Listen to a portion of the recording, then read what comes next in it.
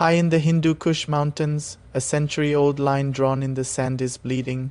Most people see Pakistan and Afghanistan as neighbors bound by faith and culture, but today the border is a flashpoint of heavy artillery, drone strikes, and a rivalry that threatens to set the entire region on fire.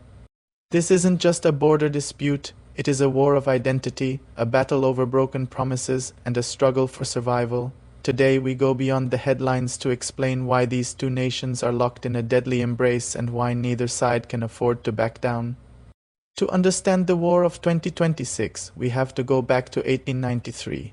A British diplomat named Sir Mortimer Durand drew a line to separate the British Raj from Afghanistan. There was just one problem. It sliced directly through the heart of the Pashtun tribal lands. First, the legality. Afghanistan has never officially recognized this border.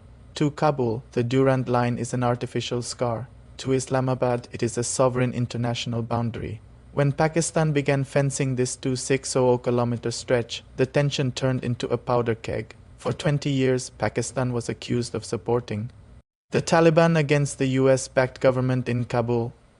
Many thought that when the Taliban took power in 2021, the two countries would become brothers. They were wrong. The TTP factor, the Tehrik-i-Taliban Pakistan or the Pakistani Taliban, operates from Afghan soil. They want to overthrow the Pakistani state. Islamabad demands their expulsion. The Afghan Taliban refuses to hand over their ideological brothers.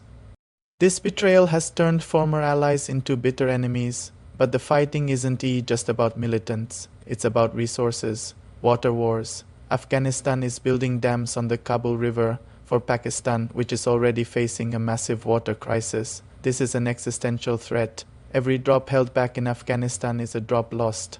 To Pakistani farmers, the trade chokehold.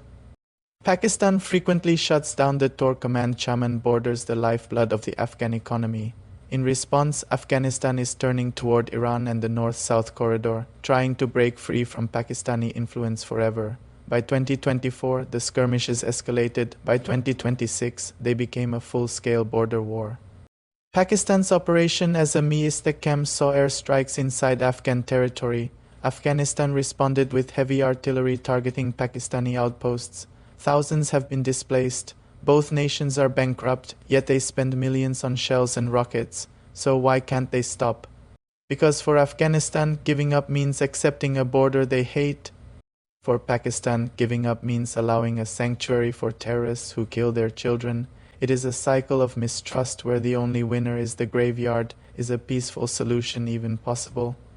Or are we watching the slow-motion collapse of two nations who are too close to be friends and too weak to be enemies? The world is watching the Middle East and Ukraine, but the real storm might be brewing right here. If you found this deep dive helpful, subscribe for more geopolitical breakdowns. Let us know in the comments, can this border ever be at peace?